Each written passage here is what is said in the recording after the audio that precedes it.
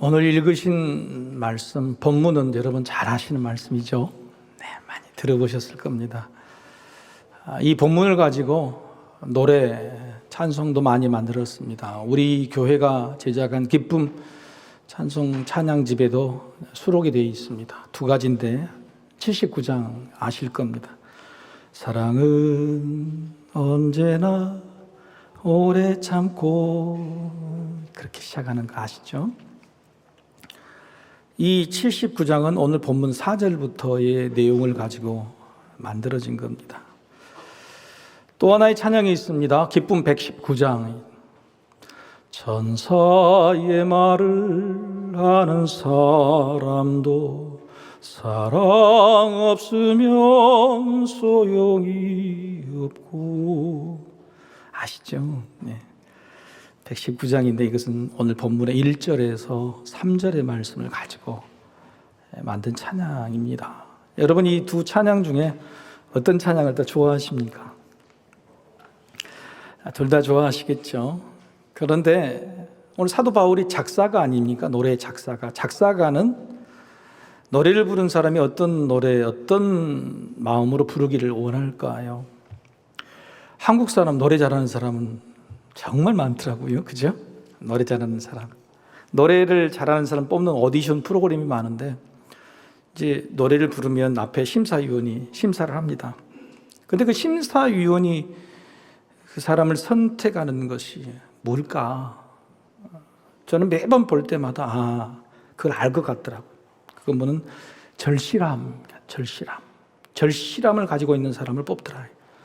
노래를 막 잘하고 기술이 좋고 하는 사람은 오히려 또 만점을 못 받아요. 그런데 좀 부족하고 연약하고 발전 가능성이 있는데 그 노래의 가사말을 잘 이해하고 정말 절실한 마음으로 그 가사에 자기 마음을 담아서 부르는 사람을 뽑는 것을 매번 봤습니다.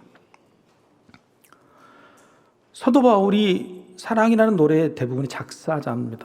사도 바울은 우리가 어떤 마음으로 노래를 부르기를 원할까? 유명 만두를 만드는 은식점이 있어요. 그 은식점에 만두 만드는 비결을 배우려고 많은 사람들이 찾아오는데 아무나 가르쳐 주진 않죠. 근데 그 주인이 가르쳐 준 사람은 뭐냐면, 배우려고 하는 사람 절실함을 확인하고 배우는, 너는 왜 만두를, 하필이면 수많은 음식 중에 만두를 배우려고 하느냐는. 그런데 배우려 오는 사람들은 대부분 어떤 마음이죠? 왜 배우려는가 보다도 어떻게죠? 만두를 어떻게 만드는가. 오늘 본문의 내용이 다 중요한 내용이지만 4절부터는 사랑에 어떻게 하는 겁니다. 사랑은 어떤 거냐? 어떻게 하는 거냐? 1절부터 3절까지는 뭐냐면 사랑을 왜 해야 되는 거냐? 사랑의 본질이 뭐냐에 대해서 알려주고 있는 말씀인 거죠. 사도 바울은 믿음, 소망, 사랑 중에 사랑이 제일이다 이렇게 말합니다. 사랑 외치는 이유, 이렇게 절실하게 사랑을 외친 이유, 특별히 고린도 전서와 후서에서 사랑 이야기를 많이 한 이유는 뭐냐면 바로 이 편지를 받는 고린도 교인들에게 평안이 없었기 때문에 그렇습니다. 평안이 없어서 온갖 문제로 시끄러웠어요. 교회가 막 시끌시끌해 싸워요. 모든 점에서 서로 다툽니다. 너무너무 힘들어요. 평안한 교회가 없는 거예요.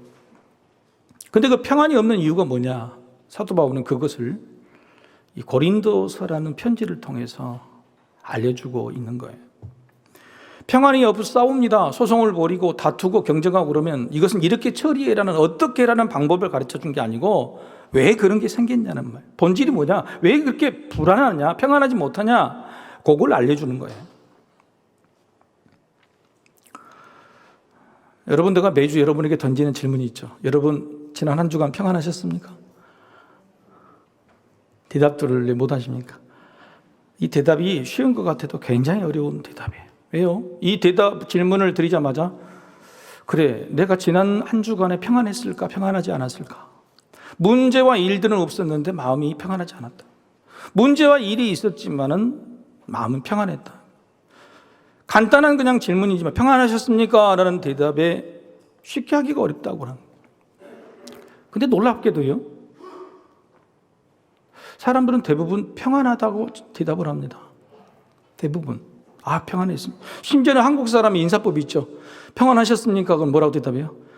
덕분에 평안했습니다. 뭘 덕분에 평안했습니다.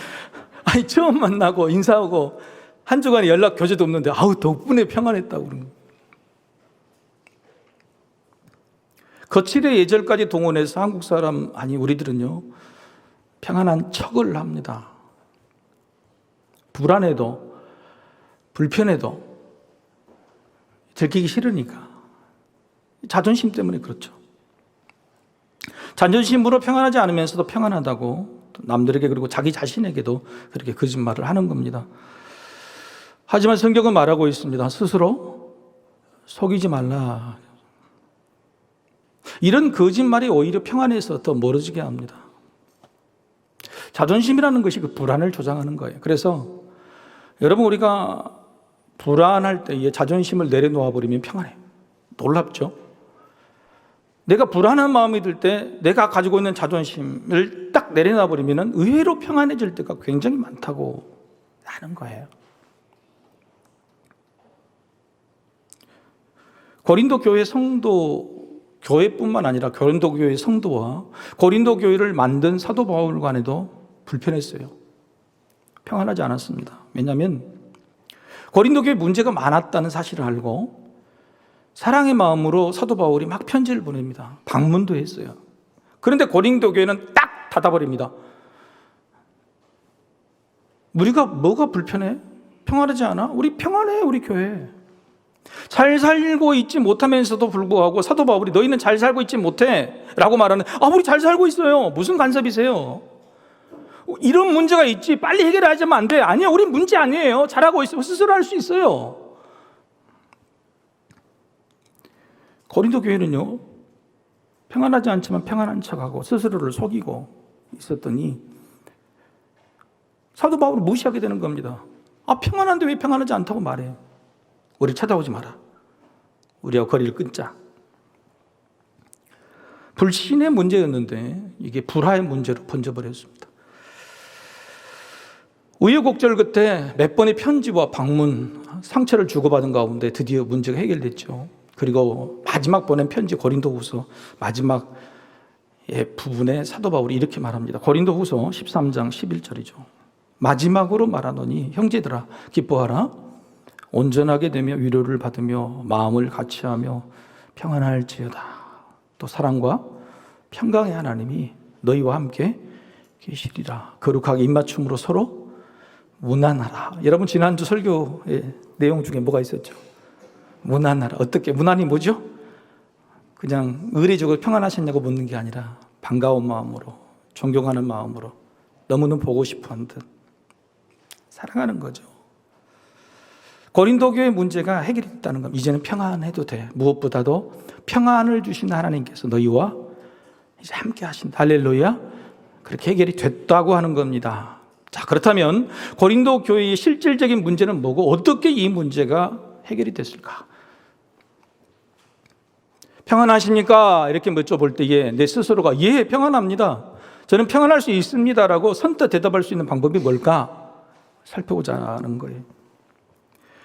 먼저 이 고린도 교회가 있었던 고린도 시는요 엄청나게 부자 도시였습니다. 항구를 낀 무역 도시죠. 제가 직접 가봤습니다. 그리스도의 수도 아덴에서 얼마 떨어지지 않는 곳이죠. 그래서 굉장히 무역항으로 발전돼서 돈도 많고 사람도 많고 또 놀 것도 많았습니다. 당연히 퇴폐와 타락, 우상 숭배도 넘쳐났죠. 성문화도 얼마나 타락했는지 고린도시의 박물관에 가보면 전부 다 그런 음란한 도구들밖에 없어요. 로마 제국이 엄청 크잖아요. 그 제국을 전체 따져도 로마, 알렉산드리아, 안디옥, 그 다음에 네 번째로 큰 도시가 바로 이 고린도였습니다. 무려 당시 인구만 60만 명, 지금으로 하면 한 1,500만 명 정도의 서울보다 더 큰 도시 규모였죠. 자, 고린도 시는 전부 다 잘 삽니다. 전부 다 삐까번쩍하고요. 직장도 좋고 돈도 많고 잘 놀고 잘 입고 잘 먹고 그럽니다. 그런데 놀랍게도 고린도 시에 세워진 고린도 교회 안에 교인들은 아니라고 한 겁니다. 그들은 가난했고 그들은 능력이 없었고 그들은 소외받았던 사람들이었어요. 그래서 제일 첫 번째 고린도 교회 문제를 알고 보낸 고린도전서라는 편지 1장 제일 앞부분 1장 26절에 사도 바울은 이걸 지적을 합니다. 이렇게 말합니다. 형제들아 너희를 부르심을 보라. 육체를 따라 지혜로운 자가 많지 아니하며 능한 자가 많지 아니하며 문벌 좋은 자가 많지 아니하도다. 지혜로운 자, 배운 자도 없고 능한 자, 능력 있는 자, 돈 있는 자도 없고 문벌 좋은 자, 집안에 혈통이 좋은 집안 아무도 없다. 그런 사람이 없는 자다. 이렇게 이야기를 해요. 그러니 고린도 교회인들의 속마음에는 뭐가 있냐면 세상에 사는데 교회 안에 있는 사람들 가난해. 다 마음이 열등감이 있고 자존감이 있었던 거죠. 스스로 능력이 없다, 못났다고 생각했어요. 그런데 겉으로는 어떻게 해요? 지지 않으려고. 부자도식이지. 우리도 부자인 척하고 사는 것이고 문제가 없는 척하고 사는 것이고 심지어는 사도 바울이 문제를 놔두면 안 돼 그러는데 우리는 문제 없어요. 간섭하지 마세요 라고 해서 불화가 생기고 만 거예요. 그래서 편지의 제일 첫 부분 고린도전서 1장에는 사도 바울이 이것을 가지고 야 너희 그런 마음으로 살면 안 돼 라고 이야기를 처방을 내리고 계속 진단을 해주고 있습니다. 괴리감이 있어요. 괴리감이 뭐죠? 뭔가 바라는 것과 자기 가지고 있는 것의 차이죠. 괴리감. 간격 차이가 크다는 겁니다. 잘 살지 못하는 사람이 잘 사는 사람과 같이 있으면 잘 사는 것처럼 거짓으로 꾸미죠. 거짓으로 말하고 아니면 스스로 잘 사는 것이라고 착각하게 됩니다. 가난하지만은 부자 아파트에 살려고 하고요. 옷과 차로 꾸밉니다.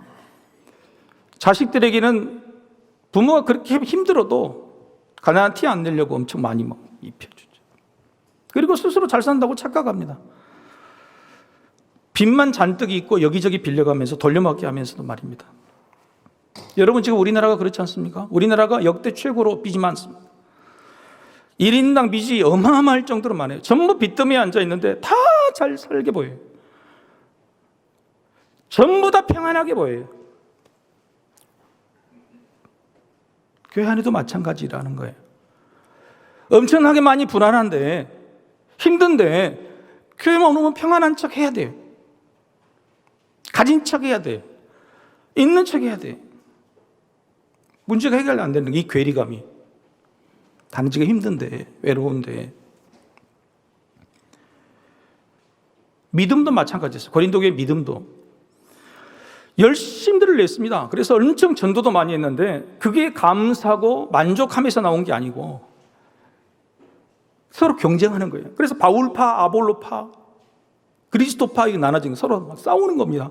세상 밖에서 인정 못 받으니까 교회 안에서 인정받으려고 막 서로 경쟁하는 거예요. 만족하고 평안하다면 그럴 리가 없죠. 근친 상간의 음행의 문제가 교회 안에 그대로 들어왔어요. 은사를 받았는데 하나님께 받은 은사가 서로 잘났다고 경쟁하게 되고 세상의 지식과 지혜를 교회 안으로 들고 들어와서 제일 먼저 가장 근본적인 복음의 핵심, 복음 부활을 부인하게 됩니다. 왜요? 세상의 지식과 지혜를 가지고 들어와야 자기가 똑똑한 척, 지혜 있는 척. 왜? 자기는 못 배웠으니까. 채우고 싶어도 채워지지 않는 괴리감. 믿어도 교회에 다녀도 뭔가 된 게 없는 이 괴리감. 그래서 뭐든지 지나친 대응으로 나타나서 서로 부딪히고 그래서 불화가 된 거예요. 왜 그러냐? 만족감이 없어서 그렇습니다. 여러분 평안은 어디서 나와요? 평안은 만족함에서 나와요. 그죠? 콩 한 쪽이라도 내가 이걸 만족하면 평안해요. 이만큼 가지고 있어도 만족하지 못하면 불안한 거예요. 그래서 평안이라는 단어 에이레네는요, 자기 평안, 자기 화목, 자기 만족까지를 말합니다. 평안이 어디서 나오냐? 자기와 화목한 것이고 그다음 자기가 만족하는 것이 평안이라는 거예요. 자기 평안이 있고 나서야 남들과도 평안할 수 있어요. 그 말은 뭐냐면 자기가 만족하지 못하면 남들과 늘 싸우고 다투게 된다는 겁니다. 그 이유가 바로 채워지지 않는 괴리감, 만족감이 없어서. 여러분 믿음에 있어서도 만족이 없다면, 채워지지 않는 괴리감이 있다면 평안은 오지 않습니다. 여러분 지금 교회 나와서 예배를 드려도 예수 믿는 것으로, 예배만으로, 교회 다니는 것으로 만족함이 없다 그러면 어떤 평안함도 누리지 못하고 돌아가실 겁니다. 교회 안에서 늘 분한할 겁니다. 믿음이 나에게 만족을 줍니까? 여러분 교회 오시면 막 평안하십니까? 아니 솔직히 정말 평안하십니까? 믿음만으로 믿음이 나에게 만족감을 주지 못하면 평안하지 못한 거예요. 그러나 그걸 누리는 분들은 아멘 그대로 될 줄로 믿습니다. 자, 고린도 교인들은 만족할 수 없는 괴리감이 있었어요. 평안 없었으면 어떤 이유일까? 두 가지 때문이었어요. 사도 바울이 고린도 전서와 후서를 통해서 알려주고 있는 사실 이 두 가지. 첫 번째 같이 한번 읽어보시겠습니다. 자, 시작. 만족함이 어디서 오는 줄 몰랐기 때문입니다. 세상에 다 가진 것처럼 보이는 재벌들이나 가장 잘 사는 나라들이 오히려 더 만족함이 없어서 더 다른 나라 것을 뺏고 싸우고 그렇죠.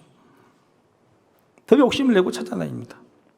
없는 사람은 별로 안 그러는데 오히려 있는 사람들이 더 그러는 것 같아요. 세상 어디에도 자기 만족을 채울 수 없는 것인데 세상에서 채워지는 것은 오히려 괴리감, 허전함, 불안함을 조장하는 것 같아요. 여러분 세상에서 모든 것을 다 얻은 사람, 그것은 인류 역사, 교회를 다니든 안 다니든 인정한 사람이 있어요. 부귀도 공명도 지혜도 지식도 완벽하게 다 갖춘 사람, 최고에 올라간 사람 누구죠? 솔로몬 왕이라고 나와요. 솔로몬이. 부귀, 영화, 명예, 지혜와 지식 모든 것을 안팎으로 다 갖춘 이 솔로몬이 자기 인생을 다 살아가고 나서 만족감을 누렸습니까? 못 누렸습니까? 못 누렸어요. 전도서에서 뭐래요? 허전하대요. 그게 바로 허무하다. 다 가졌는데 다 주셨는데도 불구하고 하나님께서 그게 주신 선물인데도 불구하고 허무하다는 거예요. 하나님께서 주신 것으로 세상의 최고의 것을 받았음에도 만족하지 못한 거예요. 여전히 욕심이 있었어요. 그래서 뭔가를 또 채우려고 했는데 안 채워지는 거예요. 그러니까 마지막에 허전하다, 허무하다. 솔로몬 어디에서 만족감을 채우려고 했을까요? 평안함을 채우려고 했을까요? 솔로몬과 같은 젊은 시절에 20살 무렵에 세상의 모든 것을 다 가진 왕이 있었습니다. 그 알렉산더 왕이죠. 근데 알렉산더는 여전히 땅이 부족해서 더 많은 땅들을 차지하려고, 그래서 지혜와 지식도 더 많이 채우려고 했습니다. 그래서 수많은 철학자들과 지성인들을 정복지마다 만났죠. 그런데 이 사람은 안 만나주는 거예요. 그 사람은 아무리 만나자고 해도 안 만나주는 거예요. 삼고초려 끝에 겨우 만났는데 그 사람이 누구냐면 그 콧대 높은 도시 바로 어디에 오늘 본문? 고린도에 살고 있는 디오게네스라는 철학자예요.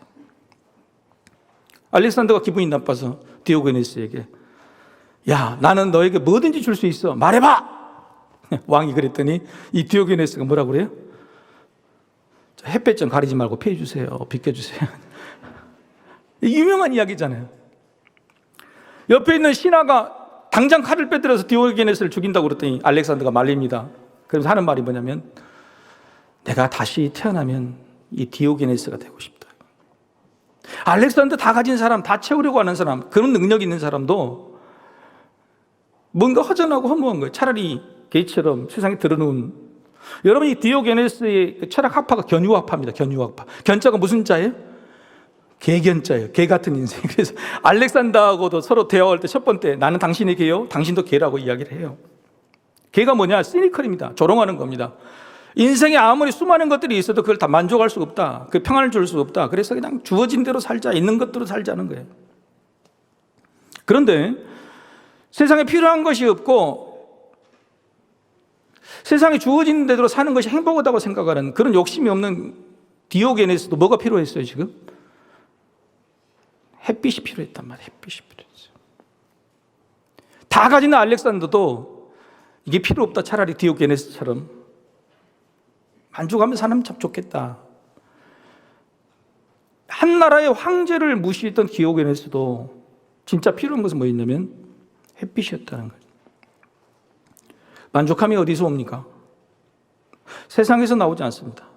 철학 같은 내 안에서 나오지 않습니다. 그것은 햇빛을 주시는 하나님에게 나오십니다. 할렐루야. 햇빛을 주시는 하나님께서 나오는 거예요. 사도 바울은 세상으로부터 만족을 추구해도 괴리감이 생기고 자기 자신으로부터 만족감을 끌어내려고 믿음의 열심을 냈던, 그래도 괴리감이 생겨서 채우지 못해 불안하고 불화했던 고린도 교인들에게 이것이라고 마지막에 말합니다. 고린도후서 3장 5절의 말씀 같이 한번 읽어보시죠. 시작.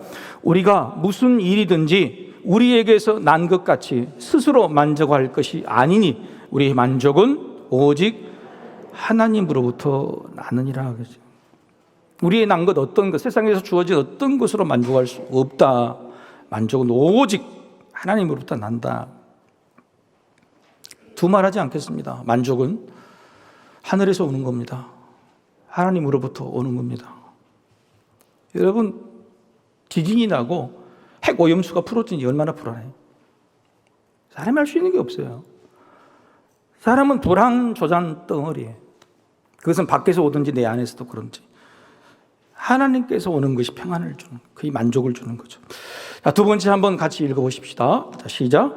많은 것으로 만족하려고 했기 때문입니다. 고린도 교인들은 세상을 보니까 너무너무 좋은 게 많거든요. 내가 열심히 노력하면 저게 내 것 같거든요. 열심히 노력해서 돈, 명예, 물질, 퇴폐, 심지어는 우상까지. 너무 많은 것들을 욕심내고 그 많은 것으로 채우려고 했습니다. 많은 것이 많을수록 나에게 만족함이 커질 줄 알았어요. 그런데 채울 수 없었어요. 예수님께서 이렇게 말씀하셨죠. 어린아이가 천국에 간다. 어린아이가 천국에 간다는 말이 무슨 뜻이에요? 어린아이는 작은 것 하나로도 만족할 줄 알기 때문에, 감사할 줄 알기 때문에 천국에 간다. 사탕 하나 쥐어주면 어떻게 해요?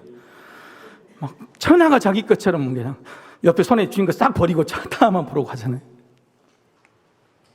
만족이 뭘까요? 많아야 만족이 되는 겁니까? 만족이라는 것은요, 많은 것이 아니라 만족스러운 하나가 필요합니다. 같이 한번 읽어볼까요? 오늘 제가 드리고자 하는 말이 이겁니다. 자, 시작. 많은 것이 아니라 만족스러운 하나가 필요해요. 두세 개도 아니고 어떤 하나만 있으면 내가 만족하게 되는 게 있어요. 그게 필요한 거예요. 많은 것으로 채우려고 하시면 안 돼요. 그냥 이거 하나만 있으면 만족스러운 그 하나가 있다는 거예요. 사도 바울은 이제 그것을 설득하고 모욕을 당하고 수많은 사람들을 보여도 이 고린도 교회와의 불화가 해결이 안 되는데 마지막에 해결이 된 순간에 이렇게 이야기를 합니다. 고린도후서 12장 15절이죠. 내가 너희 영혼을 위하여 크게 기뻐함으로 재물을 사용하고 또 내 자신까지 내어주리니 너희를 더욱 사랑할수록 나는 사랑을 덜 받겠느냐. 너희들하고 지금 불화 때문에 모욕당하고 힘들어도 나는 너희들만 생각하면 기쁘대.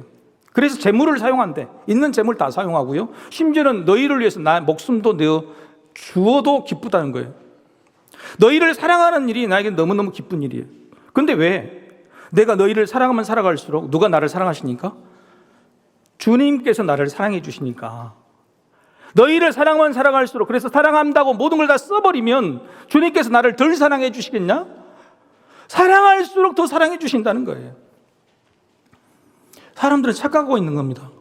내가 누군가에게 사랑하면 저 사람에게 사랑을 받기를 원해요. 그러니까 만족감이 없어요. 추석이 다가오죠? 자식 새끼들 돈 10만 원 쥐어주고 사과 항사 주고 땡치죠?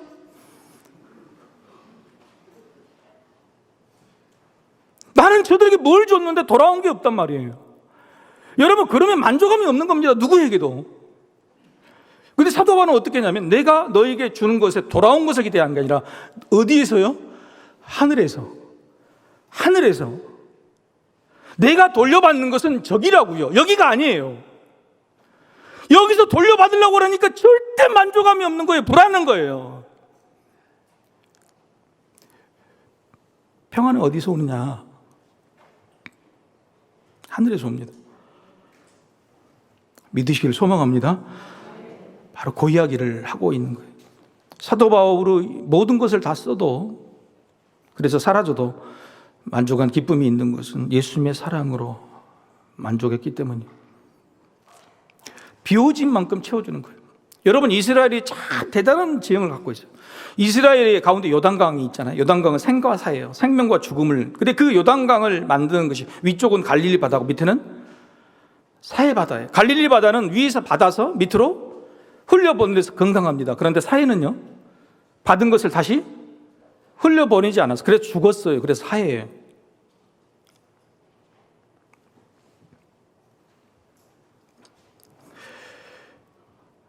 뭐가 만족할까? 막 주는 대로 쌓아서 받아놓으면 다 썩어버리는 거예요. 그게 만족된 것 같지만 절대 만족감이 없는 거예요. 내가 받은 것을 흘려보내줄 때, 자꾸 나눠줄 때에 하늘로부터 더 큰 것들이 쌓아지는 겁니다. 세워지는 거예요. 흘려보내지 않으면 내가 가지고 있는 건 늘 이것뿐이에요. 감사함이 없어요. 그런데 이걸 누군가에게 주고 또 새로운 이걸 줄 때에 똑같은 것일지라도 매번 받을 때마다 감사해요.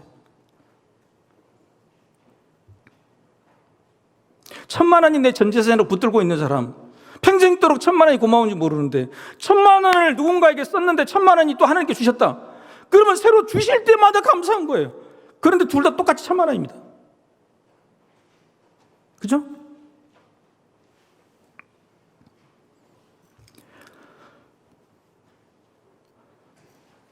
사도 바울은 자기 간증을 하고 있는 거죠. 교회도 마찬가지입니다.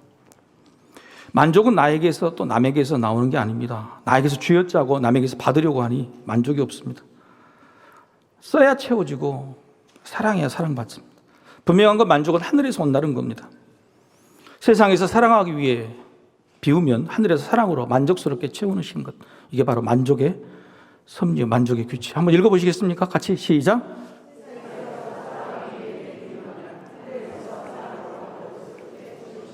이게 바로 만족의 섭리, 만족의 규칙. 이걸 모르니까 만족하지 못하는 거예요. 이걸 모르니까. 그런데 여기서 여러분에게 질문 하나 던지겠어요. 아무리 제가 이렇게 설명을 해드려요, 근본적인 이 질문이 해결이 안 되면 더 나아갈 수 없어요. 자, 여러분 여쭤보겠습니다. 여러분, 사랑이 전부입니까? 전부가 아닙니까? 이 대답을 전혀 못 하세요. 여러분, 사랑이 전부입니까? 전부가 아닙니까? 무슨 사랑이 전부요. 사랑으로 먹고 살아? 사랑이 전부냐는 대답에 우리는 어떤 대답을 하고 있을까? 완전히 다른 거예요. 제가 지금 여러분에게 드리고 있어 만족스러운 하나가 뭔가요? 그렇죠? 많은 것으로 만족할 수 없기 때문에 만족스럽게 만드는, 모든 것을 만족하게 만드는 그 하나가 저는 사랑이라고 말하고 있는데, 그 사랑이 정말 전부냐고요? 아니라는 거예요. 우리에게는 아니, 믿어도 아니라는 거예요. 주님의 사랑, 하나님의 사랑으로 전부입니다, 만족합니다가 안 되니까 교회 안에서 하나님 이것도 주십시오, 저것도 주십시오. 그것이 안 채워주면 믿음이 떠나는 거예요. 평안이 없는 겁니다. 흘려보낼 마음도 생기지 않는 거예요. 사랑이 전부여야 되는데 우리에게는 사랑이 전부가 아닌 거예요. 그러면 만족 없어요. 평안 없습니다.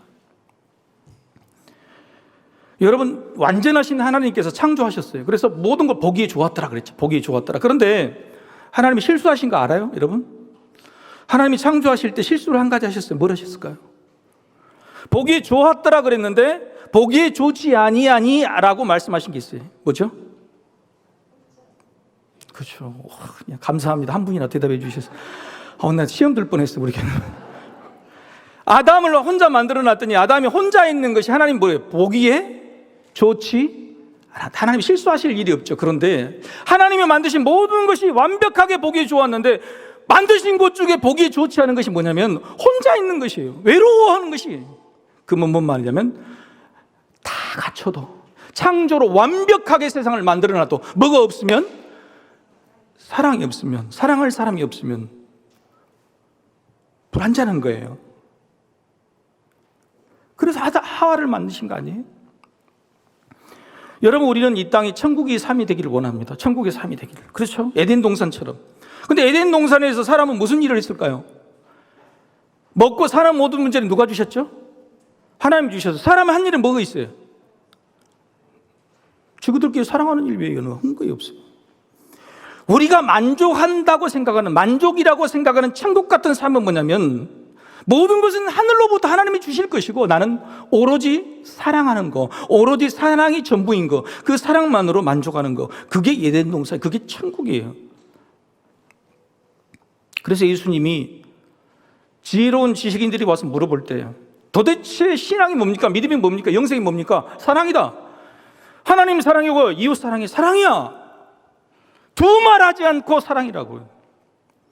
모든 것을 다 했던, 모든 걸 다 갖췄던 부자 청년이 와도 네가 못한 게 있는데 그게 뭐냐? 사랑 못했다 이게. 사랑 못하면 끝이다. 따라서 사랑이 전부입니까? 전부가 아닙니까? 전부예요. 근데 우리는 여전히 우리 마음속에 우리는 사랑이 전부가 아니에요. 사랑 말고도 필요한 게 또 있어요 라고 말하면 그러면 만족할 수 없는 거예요. 내가 못 벌어도, 내 자식이 못 나도, 내 인생에 성공한 일이 없고, 그래도 내 옆에 사랑하는 사람이 있다면, 나를 사랑해 주는 사람이 있다면, 여전히 내가 누군가를 사랑하고 있다면 그게 평안이고 그게 만족인 거예요. 하나님은 그렇게 우리를 만드셨습니다. 만족스러운 하나, 그것은 사랑의 힘이에요. 에이, 목사님 그래도 만족이 교회와도 불만이 있고 그렇죠. 어쩔 수 없죠. 믿지 않는 사람과 믿는 사람이 어디서 달라야 될까? 주신 것은 다 하나님께서 다 주셨는데 이걸 흘러보내야 우리가 만족감이 생기는데, 문제는 흘러보낼 줄을 몰라요. 이게 뭐냐면 다른 말로 나눌 줄을 몰라. 나누는 계산법이 틀려 있다는 거예요. 방법이 없을까요? 흘려보내는 방법, 하나님이 내게 주시는 것을 어떻게 잘 나눌 수 있는 방법, 잘 나누는 마음이 생기는 그 방법이 뭘까? 어떤 스승이요, 지금부터 수학을 좀 어깨 한번 펴보시고, 지금부터 졸리는 마음을 좀 뜨시고 산수를 좀 하셔야 되겠습니다. 어떤 스승이 죽을 때가 돼서 자기 유산을 제자들에게 남겨줍니다. 제자들이 3명이에요. 첫째, 둘째, 막내. 첫째에게는 내 재산의 2분의 1을 가져라. 둘째에게는 내 재산의 3분의 1을 가져라. 셋째에게는 내 재산의, 너는 막내니까 9분의 1을 가져라 그랬어요. 그리고 남겨진 재산이 뭐냐, 유산이 뭐냐면 낙타 17마리였어요. 제사를 3명 계산을 해야 돼. 17마리를 계산하면 어떻게 될까요? 첫째, 17마리 2분의 1은 얼마예요? 8.5마리. 둘째, 3분의 1을 가져라. 17마리의 3분의 1은 5.666마리. 셋째, 9분의 1이에요. 17마리. 몇 마리? 1.888마리. 어떻게 해야 돼요? 낙타를 칼로 딱 들어서 쪼개갖고 이렇게 해야 될까요? 낙타를 죽여야 될까요? 스승에게 배운 것이 소용이 없는 거예요. 나누는 것조차는 모르는 거예요. 뭔가 흘려보내야 돼요. 제자가 또 스승이 돼야 되는데, 흘려보내야 되는데 이것조차도 못하는 거예요. 스승은 의도적이었겠죠. 이 문제를 풀어야 되는 거예요. 바로 그때 지나가던 나그네 한 명이, 이들이 하도 어리석게 보여서 이렇게 말합니다. 내 낙타 한 마리를 빌려줄 테니까 그걸 보태서 계산해 보시오. 자, 그러면 17마리의 나그네가 준 낙타가 몇 마리입니까? 산수 좀 해보시라고.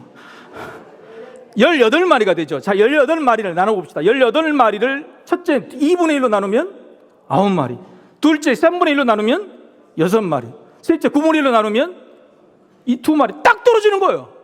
그래서 기분 좋게 딱 나눴어. 자, 그런데 더 놀라운 사실이에요. 9마리, 6마리, 2마리를 다 받았는데 그 3마리, 세 제자들 받은 것이 더하면 몇 마리예요? 19이요? 원래 스승이 주고자 하는 17마리잖아요. 나그네 것 한 마리를 희생하지 않아도 17마리로 충분히 나눌 수 있었던 거예요. 그리고 나그네는 그 한 마리를 다시 가져갑니다. 내가 지금 계산을 잘못했어요? 이상하다.